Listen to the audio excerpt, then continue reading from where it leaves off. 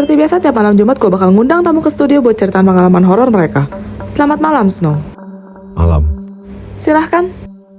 Kejadian ini gue alami waktu gue jadi asdos pas kuliah semester 2. Dosen programming gue ngechat, dia bilang kalau kelas akan dimulai nanti jam 5:30 sore. Ha-ah. Ya udah gue sebarin infonya di grup. Dan ya seperti biasa 5:30 dosennya datang on time.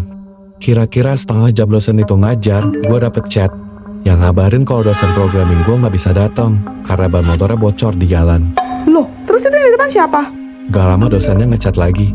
Dia suruh gue meriksa kaki dosen yang berdiri di depan. Jadi gue sengaja jatuhin pulpen gitu buat ngecek.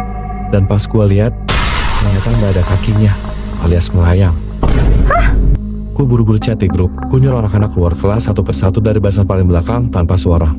Akhirnya, sisa gue sendirian yang paling terakhir.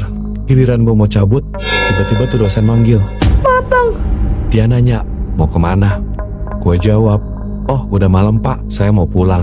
Terus? Dosennya cuma senyum sambil bilang, udah malam atau udah tahu? Udah sadar ya, siapa saya yang sebenarnya? Seperti biasa tiap malam Jumat gue bakal ngundang tamu ke studio buat ceritaan pengalaman horor mereka. Selamat malam, Juliet. Malam, Ceh. Silahkan. Ini adalah kejadian nyata yang aku alami sendiri. Waktu tahun 2007 aku magang di Kota Tua. Di sana banyak bangunan bersejarah, bekas peninggalan Belanda zaman dulu.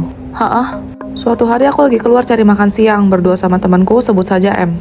Pas kita ngelewatin sebuah bangunan tua yang berbata merah, tiba-tiba si M bilang, pintunya kebuka, sambil narik tangan aku masuk. Nekat ya. Tapi aku gak nyesel, Ceh, karena arsitektur di dalamnya sumpah bagus banget. Terus kita foto-foto selfie gitu pakai HP. Bentar, 2007, HP-nya masih Nokia dong? Iya, jadi harus diputar dulu kameranya ke belakang. Ingat-ingat, baru aja aku sama M explore lantai 2, pas naik tangga ada yang teriak. Ngapain kalian? Waduh, ternyata bapak itu juru kunci bangunan ini. Dia bilang, hati-hati, hantu nona Belanda sering terbang-terbangan di sana. Habis minta maaf karena udah nyelinap nggak izin, kita berdua pamit pulang.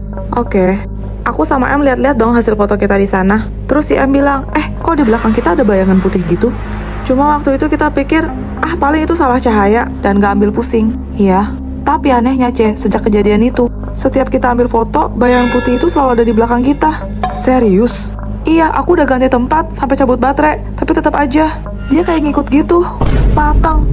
Karena takut aku cerita ke papa. Papa bilang aku ditempelin makhluk penghuni sana karena udah masuk tanpa permisi. Terus papa aku suruh hapus foto-foto aku di sana. Dan bener aja, semuanya kembali normal. Bayangan putih itu secara ajaib menghilang.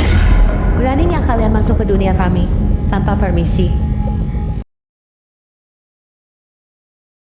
Seperti biasa, tiap malam Jumat gue bakal ngundang tamu ke studio buat ceritain pengalaman horor mereka. Selamat malam, Zoe. Malam, Ceh.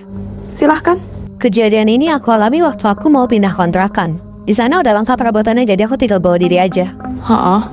Tapi dari malam pertama aja aku di sana udah ada kejadian aneh. Dari hari pertama tuh udah diganggu. Ada yang ngetok-ngetok pintu, tapi pas dibuka nggak ada siapa-siapa. Waduh. Karena masih baru, aku nggak mau mikir macem-macem dan lanjut tidur. Oke. Besoknya teman aku datang buat main sampai malam, tapi aku usir soalnya aku udah ngantuk banget. Aku bilang, sana pulang. Guling aku udah nungguin aku nih. Iya. Baru aja aku merem sambil meluk guling, tiba-tiba aku cium bau minyak wangi. Terus ada yang bisikin nama aku. Zoe. Suaranya jelas banget, kayak persis di sebelah kuping aku. Duh, merinding ih. Pas aku buka mata, ternyata guling di hadapanku itu pocong. Hah? Mukanya hitam, kedua matanya bolong. Aku terus jadi sambil dorong pocong itu sedang mungkin. Terus? Di lantai pocong itu terbaring. Sama-sama dia bilang, Katanya kamu nungguin aku. Matang. aku lari sampai teman-teman aku panik. Aku mohon-mohon buat nginep di tempat dia. Karena malam itu aku benar-benar takut, aku gak mau sendirian. Ya iyalah. Besoknya aku sama teman aku balik ke kontrakan. Posisi gulingnya juga masih sama, tergeletak di bawah. Tapi teman aku bilang, loh, kok kasurmu agak naik gitu ya? Maksudnya? Kita berdua geser kasurnya ke samping. Dan bener aja, lantai tanahnya tuh gak rata. Depan aku bongkar, dia angkat salah satu keramiknya.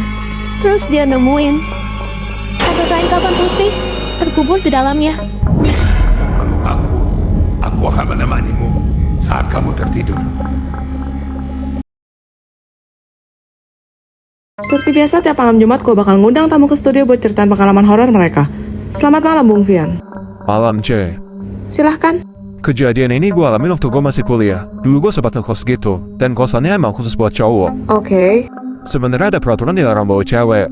Cuma karena ada tugas kelompok, gue pikir, yaudah nggak apa-apa. Toh nggak aneh-aneh juga belajar doang. Heeh. Sialnya pas teman cewek gue keluar, kepergok tuh sama bapak kosnya. Diomelin dong. Enggak sih, cuma tatapan matanya itu bikin merinding. Maksudnya? Singkat cerita, suaranya gue dibawain gorengan sama bapak kos. Loh, kok baik? Tapi karena gue udah kenyang, gue tawarin ke si B, depan kamar sebelah gue. Iya. Tiba-tiba malamnya pintu kamar gue kenceng banget, padahal udah gue kunci. Serius? Ya, terus muncul sosok nenek-nenek. Rambutnya putih panjang sampai kaki. Dia merangkak ngedeketin gue. Gue mau teriak, tapi suara gue gak keluar. Mateng. Matanya merah. Dia ngeliatin gue sambil nendus-nendus. Sebadan gue kaku, semua gak bisa gerak.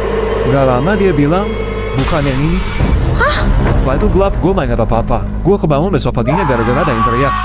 Kenapa? Temen kamar sebelah gue ditemukan gak bernyawa, Ce.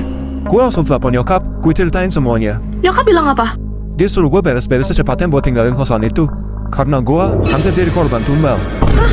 Jangan bilang gorengan yang dikasih bapak kos kemarin itu. Aromanya sangat segar. Rasanya pasti enak. Seperti biasa, karena ini malam Jumat, saya akan mengundang tamu ke studio untuk menceritakan pengalaman horor mereka. Selamat malam, Luna. Malam, Ceh. Silahkan. Jadi ini kejadian nyata yang aku alami waktu hair extension lagi booming. Oh, sambung rambut gitu ya? Betul, aku ikutan pasang juga. Oke. Nah, malamnya Aska ke rumah, terus kita nonton TV di lantai 2. Tapi tiba-tiba kayak ada bunyi orang ketok pintu gitu. Awalnya kita cuekin, tapi kok makin lama makin jelas. Akhirnya kita cari, dan sumber suara itu dari luar pintu jemuran. Terus, Gue samperin, tapi baru aja mau gue buka, tiba-tiba wah, kenceng banget kayak pintunya mau didobrak dari luar. serius? Habis itu Luna pingsan. Aku dikasih mimpi.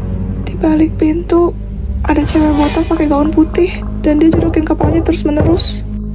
Jadi asal suara itu?